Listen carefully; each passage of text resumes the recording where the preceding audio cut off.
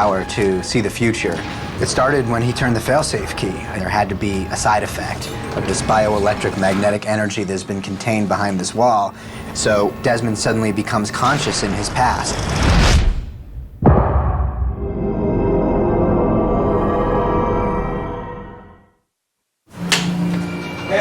It's kind of an episode of Uva Jed, which is deja vu backwards. Basically, it starts in present time in the island.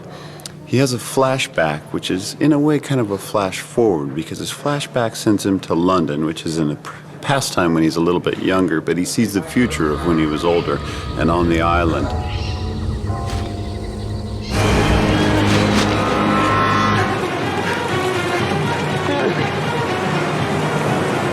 Today, we're doing all the water segments of Desmond's flashback.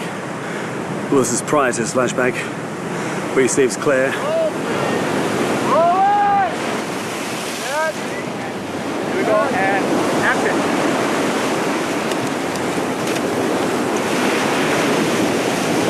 I think it'll be a mixture between me and the stunt double. He's an expert swimmer, and I'm a very ordinary swimmer, so it's probably best he does some of it. So yeah, I'm gonna stand up now.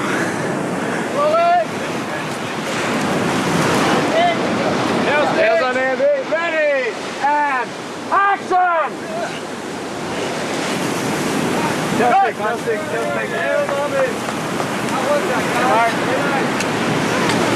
It was fun. It was very, very different from the stuff I usually get to do. One more.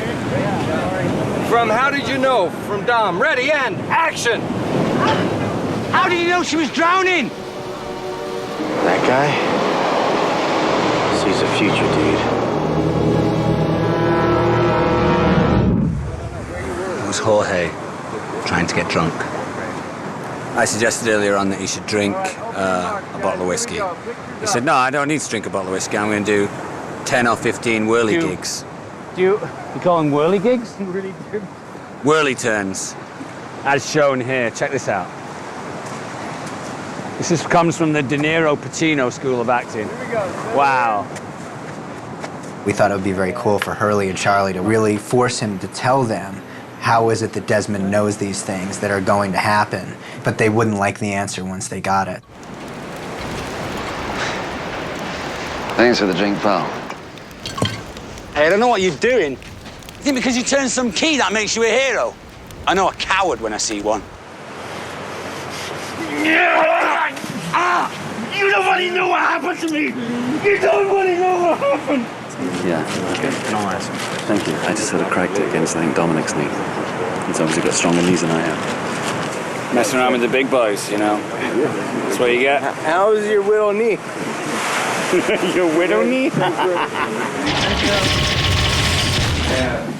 Ready? Desmond is experiencing flashes of the past and the future and the past. No, yes. I flash forward. This is a scene in the past. Well, this is me reliving my life again. God, I'm confused now. Damn. Are you bloody insane? Just tell me if it's possible. Which part? The island full of mysterious hatches, or the computer which keeps the world from ending? That print, really good. Okay. Take one. They're good. So I think I've got it figured. I think I'm given a second chance with a partial memory of what's gone on before. So I'm getting flashes of I've done this before. This seems familiar. I've done that. You all right? Yeah, I'm fine. Just had a bit of a deja vu, that's all.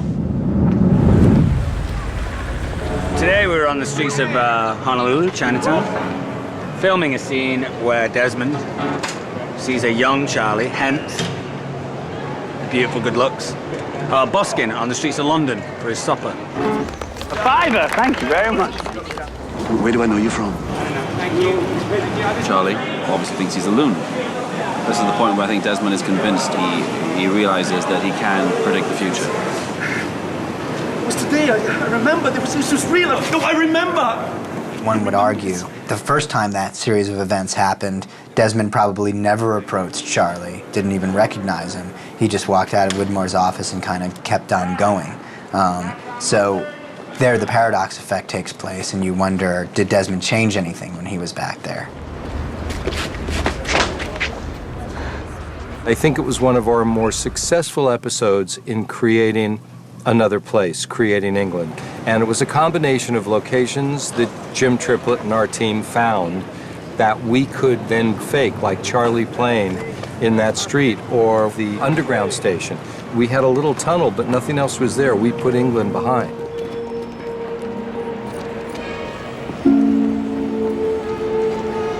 This isn't really happening, is it?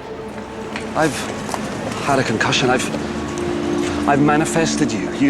You're my subconscious. Am I? Ms. Hawking is some sort of temporal policeman in place to make sure that everybody who's supposed to get to the island does. Ready and kabang!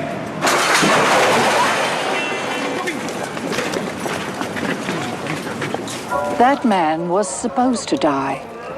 That was his path. She intervenes and basically says you have to. That is your fate. You have no choice.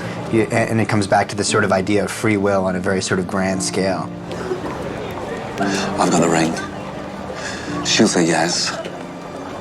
I can choose whatever I want.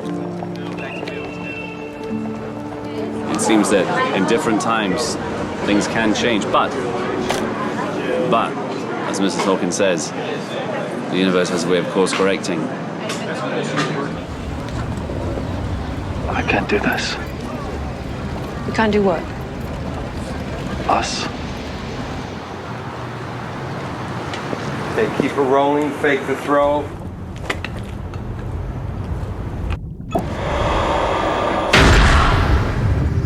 It doesn't matter what you do.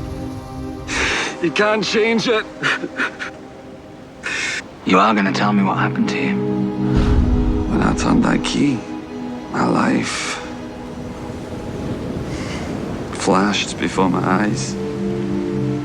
He's now saying, I have this burden on me, but now I'm giving it to you as well.